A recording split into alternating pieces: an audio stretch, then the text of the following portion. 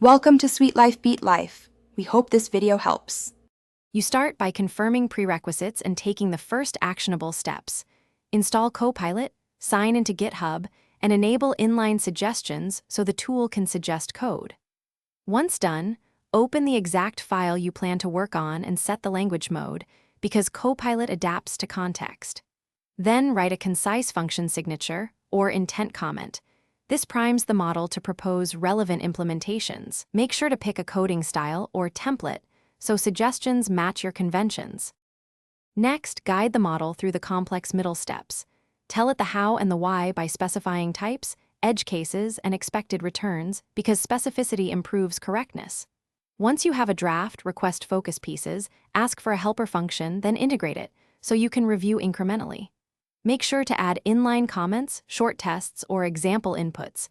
These act as training signals to refine successive completions. If suggestions drift, restate constraints and retry.